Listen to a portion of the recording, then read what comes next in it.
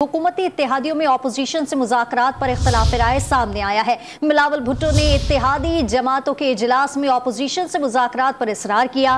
मुत्तहदा कौमी movement, Balochistan national party और काफ league ने उनके मौक़िफ़ की तायीद की।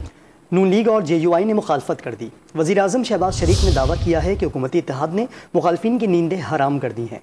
वाज़ेह कर दिया कि इत्तेहादियों में इख्तिलाफ राय होता है। हुकूमती इत्तेहाद ने मुखालफिन की नींदें हराम कर दी। तासुर ये था कि ये इत्तेहाद ज्यादा देर नहीं चलेगा। हुकूमती इत्तेहादियों के मशावरती इजलास से खिताब में वज़ीर-ए-आज़म ने वाज़ेह किया कि इत्तेहादियों में इख्तिलाफ राय होता है, कभी बात मान ली जाती है और कभी मनवाई जाती है।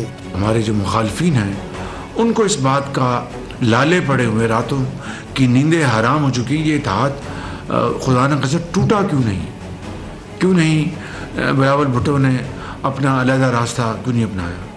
क्यों नहीं मौलाना फजल रहमान ने अलग रास्ता नहीं बनाया? क्यों नहीं नवाज शरीफ ने अपना अलग रास्ता नहीं बनाया?